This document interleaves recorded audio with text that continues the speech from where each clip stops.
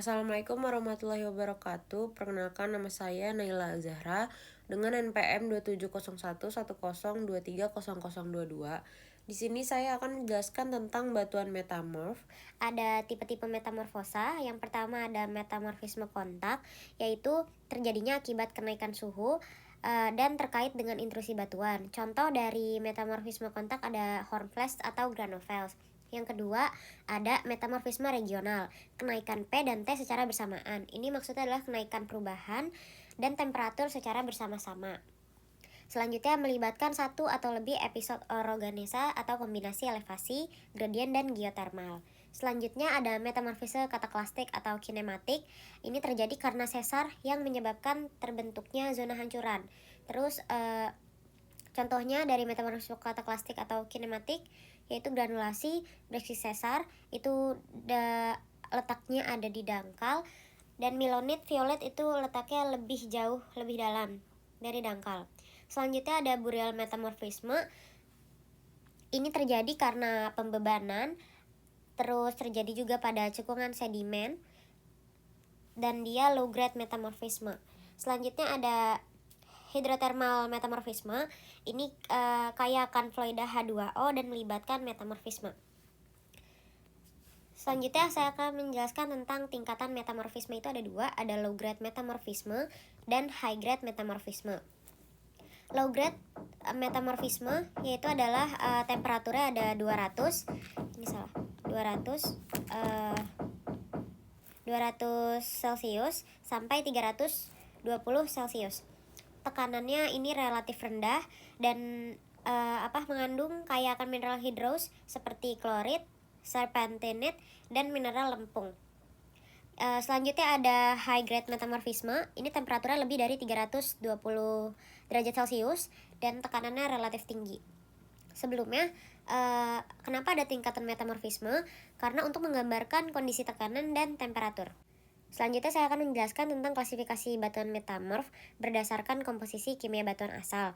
Yang pertama itu ada batuan metamorf pelitik. Ini berasal dari batuan lempung. Terus batuannya kebanyakan bertekstur skistosa, contohnya kayak batuan sekis dan batu sabak.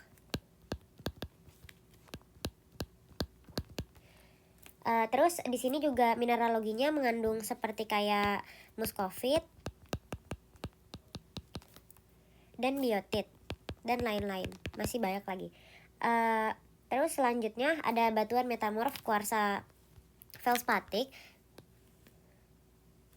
Ini berasal dari batu pasir atau batuan beku felsik, kayak contohnya ada dari granit atau riolit. Terus ini juga mengandung banyak SiO2 tinggi dan magnesium O serta ferrum O rendah. Selanjutnya ada batuan metamorf karbonatan. Batuan ini berasal dari batuan yang berkomposisi CaCO3 atau disebut juga batu gamping. Hasil metamorfosanya ini berupa marmer. Nah, batuan ini terbentuk karena mineral tremolit, dioksid wollastonit, dan mineral karbonatan yang lain. Selanjutnya ada batuan metamorf basa.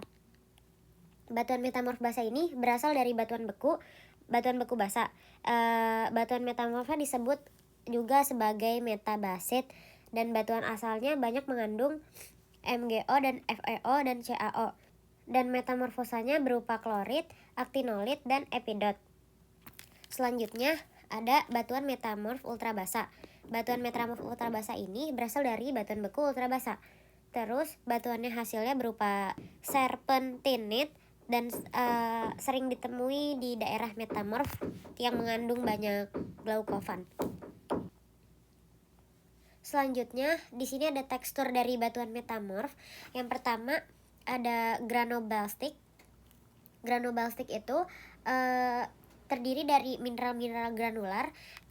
Jadi bentuknya itu kayak ekodimensional dengan batas mineralnya itu Schichert atau dia itu tidak teratur. Mineral-mineral ini itu tidak teratur dan bentuk mineralnya itu anhedral. Bentuk mineral itu anhedral seperti ini. Terus selanjutnya ada lepidoblastik. Lepidoblastik ini terdiri dari mineral pipih, misalnya kayak mineral mika. Itu tuh mineral mika tuh contohnya ada mineral muskovit sama biotit.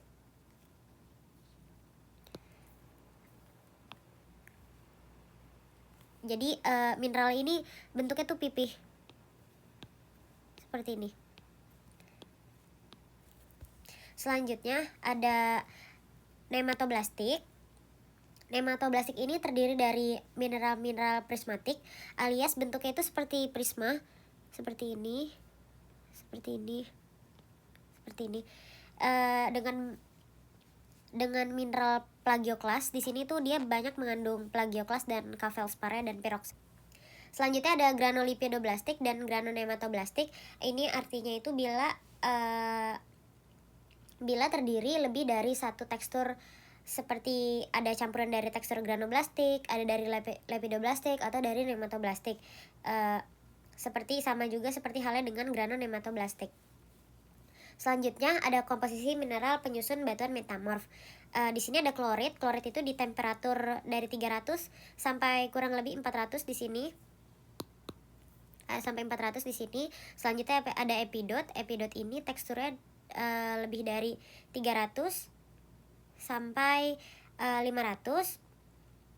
Selanjutnya ada muskovit. Muskovit ini kurang dari 300 sampai 500, lebih 500. Selanjutnya ada biotit. Biotit ini tekstur dari kurang lebih di sini 350 sampai 700, lebih dari 700. Selanjutnya itu ada hornblende. Hornblende ini di sini sekitar 450 sampai di temperatur 700. Terus ada staurolit, ini di temperatur kurang lebih 450 sampai di tekstur 600 lebih. Selanjutnya ada garnet. Garnet ini ada di temperatur sekitar 450 sampai 700 lebih.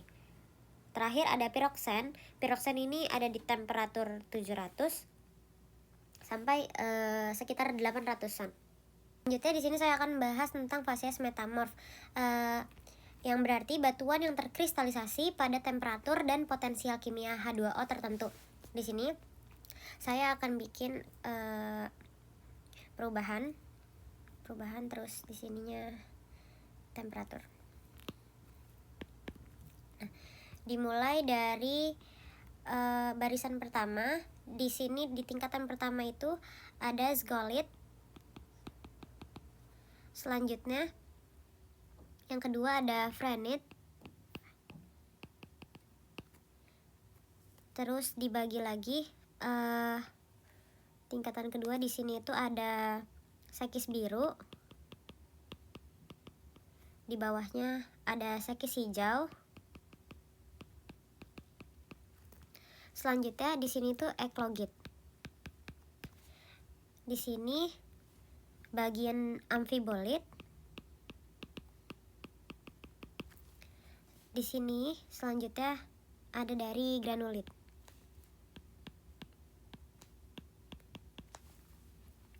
Di sini sekis hijau ini mengandung klorit dan aktirolit.